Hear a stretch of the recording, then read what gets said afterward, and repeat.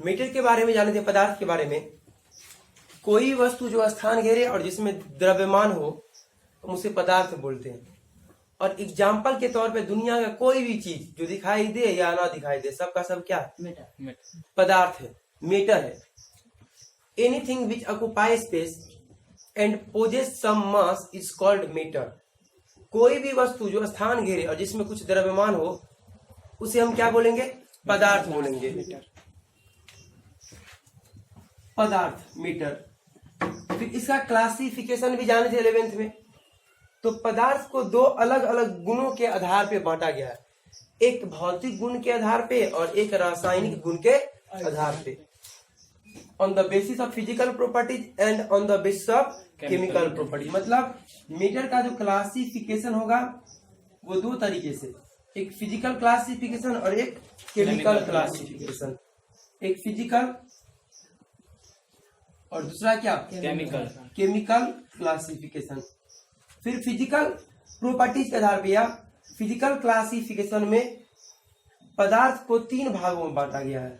या आप ऐसे बोल सकते हैं, they are 3 types of matter on the basis of physical properties. भौतिक गुण के आधार पे पदार्थ तीन तरह का होता है। एक होता है सॉलिड, एक होता है लिक्विड, एक गैस, और एक क्या होता है? गैस। उसके बाद केमिकल क्लासिफिकेशन में ये मीटर दो तरह का होता है। एक होता है प्योर सब्सटेंस, प्योर सब्सटेंस, और दूसरा होता है मिक्सचर। दूसरा क्या होता है? मिक्सचर। फिर प्योर सब्सटेंस दो तरह का होता है, एक होता है एलिमेंट, तत्व, और एक होता है यौगिक, कंपाउंड। फिर ये मिक्सचर कितने तरह का होता है? दो तरह का होता है। होमोजीनियस, एक होता है होमोजीनियस, एक होमोजीनियस, और एक क्या होता है? हेटेरोजीनियस। जीनियस। उसके बाद ये एलिमेंट जो है, ये एलिमेंट तीन तरह का होता है। एक होता है मेटल, नॉन मेटल, एक नॉन मेटल, मेटल, और एक क्या होता है? मेटालॉइड। उसके बाद कंपाउंड दो तरह का होता है, एक होता है ऑर्गेनिक कंपाउंड, इनऑर्गेनिक कंपाउंड, और दूसरा होता है इनऑर्गेनिक कंपाउंड। इनऑर्गेनिक कंपाउंड और भी 3-4 टाइप है इनऑर्गेनिक कंपाउंड का, लेकिन हम जानेंगे आगे। इनऑर्गेनिक का जो पढ़ेंगे कॉम्प्लेक्स कंपाउंड, उसमें जानेंगे इनऑर्गेनिक कंपाउंड और कितने तरह का होता है। तो ये मेटर है। Physical classification, chemical classification. Physical classification के आधार पे 3 सॉलिड, लिक्विड और गैस। केमिकल क्लासिफिकेशन मतलब रासायनिक गुण के आधार पे एक होता है प्योर सब्सटेंस और एक होता है मिक्सचर। फिर मिक्सचर दो तरह का, एक होमोजीनियस और एक हेटेरोजीनियस। प्योर सब्सटेंस शुद्ध पदार्थ दो तरह का होता है, एक होता है एलिमेंट, एक कंपाउंड, एक तत्व और यौगिक। फिर एलिमेंट तीन तरह का, मेटल, नॉन मेटल और मेटालॉइड, धातु, अधातु और मिश्र धातु। फिर कंपाउंड दो तरह का, एक ऑर्गेनिक और इनऑर्गेनिक, कार्बनिक कंपाउंड और अकार्बनिक, कार्बनिक यौगिक और अकार्बनिक यौगिक। इस फिजिकल प्रॉपर्टीज के आधार पे जो सॉलिड, लिक्विड, गैस है, इसमें गैस और लिक्विड जो है ये हम लोग 11th में पढ़ते, चैप्टर था गैसियस स्टेट, याद है आपको? उसमें गैस और लिक्विड के बारे में जानते। और सॉलिड स्टेट जो है मेटर का, ठोस अवस्था, ये 12th का पहला चैप्टर है।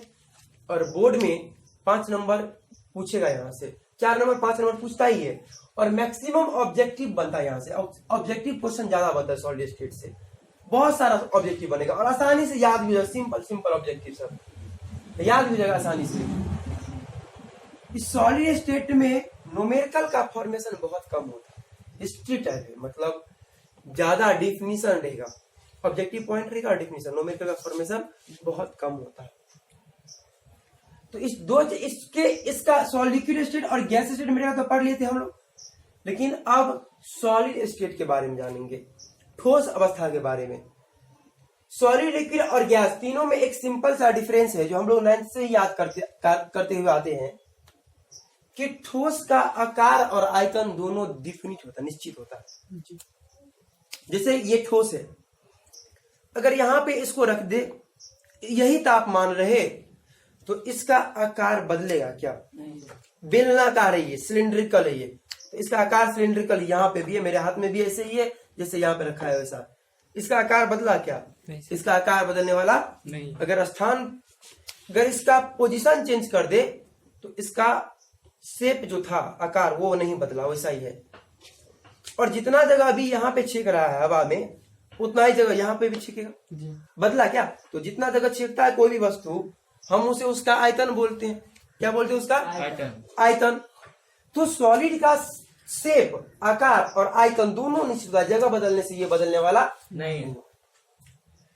लिक्विड की बात करें तो अगर 1 लीटर पानी अगर बोतल में है तो बाल्टी में अगर 1 लीटर पानी डालेंगे तो क्या 2 लीटर बन जाएगा? नहीं, 1 ही लीटर रहेगा। या 1 लीटर तो आयतन हो गया उसका, लेकिन आकार तो बदल जाएगा। जिस बर्तन में डालेंगे उसी का आकार बना लेता, उसी का आकार बना लेता है। कौन? लिक्विड। तो लिक्विड का आकार तो निश्चित नहीं होता, शेप डिफिट नहीं होता, लेकिन वॉल्यूम डिफिट होता है। अगर 1 लीटर पानी बोतल में है तो बाल्टी में भी कितना लीटर रहेगा? 1 लीटर रहेगा। अब गैस की बात करते हैं तो 1 लीटर गैस अगर 5 लीटर के सिलेंडर में है ना, अगर मान लीजिए एक सिलेंडर है 1 लीटर का, इस 1 लीटर में गैस भरा हुआ, पूरा 1 लीटर भरा हुआ है गैस है, 1 लीटर गैस, ठीक है।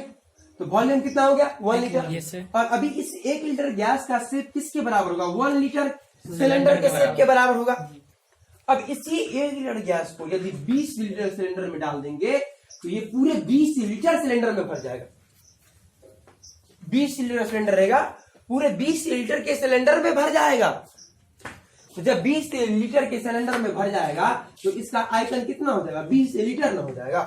तो ये पूरा सिलेंडर में भर गया तो पूरा सिलेंडर को छेक लिया। तो जब पूरा सिलेंडर के बराबर भर गया वो, तो आयतन किसके बराबर? 20 लीटर के बराबर। तो आयतन तो 20 लीटर पर हो गया, 20 लीटर सिलेंडर है, तो साथ ही उसका आकार भी बदल जाएगा। आकार किसके बराबर हो जाएगा? 20 लीटर के बराबर। गैस का आकार और आयतन दोनों का दोनों अनिश्चित होता है, इंडिफिनिट होता है। क्या समझ में आया आपको? तो ये सिंपल सा डिफरेंस है। उसके बाद और सा भी 5-6 पॉइंट है जिसमें जो पॉइंट इस सब के बीच में अंतर को बताएगा, लेकिन हम लिक्विड गैस का प्रॉपर्टी नहीं लिखेंगे, डायरेक्ट सॉलिड का लिखेंगे। सॉलिड जो है ठोस, मेटर का वो स्टेट है, पदार्थ का वो अवस्था है जिसमें पार्टिकल एक दूसरे के बहुत सटा रहता है, एक दूसरे के बहुत क्लोज रहता है। सॉलिड स्टेट, मेटर का वो स्टेट है, वो अवस्था है जिसमें पार्टिकल एक दूसरे के क्या होगा? बहुत क्लोज होगा। मतलब अगर क्लोज होगा तो पार्टिकल के बीच में डिस्टेंस क्या होगा? कम होगा।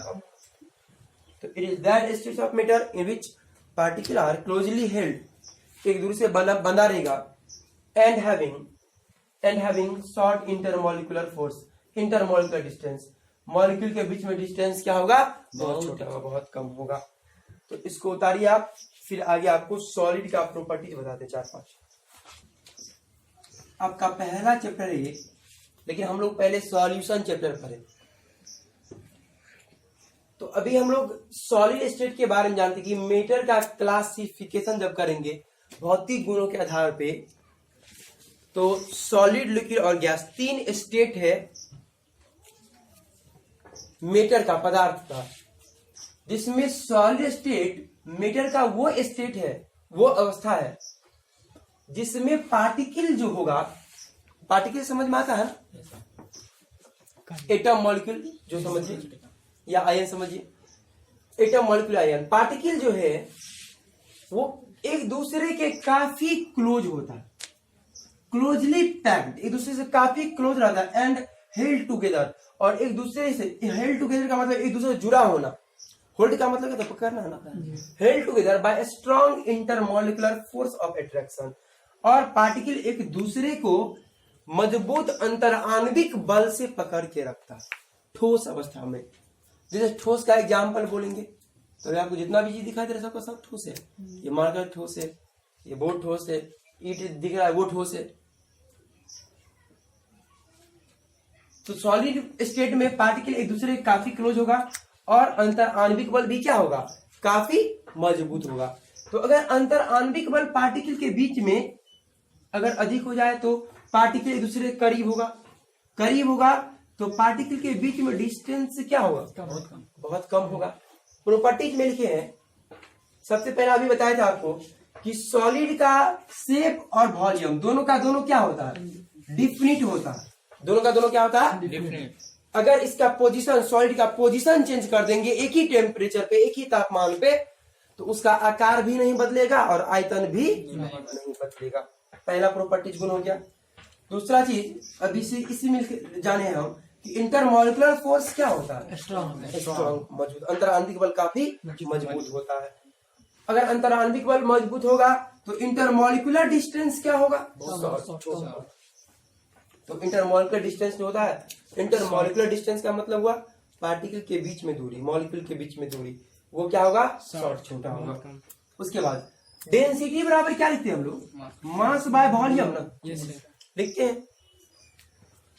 तो एक बात बताइए, सॉलिड लिक्विड गैस में अगर मान लीजिए 1 किलोग्राम सॉलिड लेते हैं, 1 किलोग्राम फिर लिक्विड लेते हैं, ये सॉलिड, लिक्विड और गैस 1-1 किलोग्राम लेते हैं, तो आप इमेजिन कीजिए कि सबसे ज्यादा जगह कौन छेकेगा? 1 किलो गैस।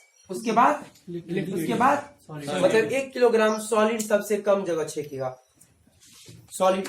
तो एक बात बताइए, अगर सबसे कम जगह छेकेगा तो जितना जगह कोई भी वस्तु छेकता है हम उसे उसका आयतन कहते हैं। मतलब सॉलिड का आयतन क्या होगा? सबसे छोटा, सबसे कम होगा कंपेयर टू लिक्विड और गैस।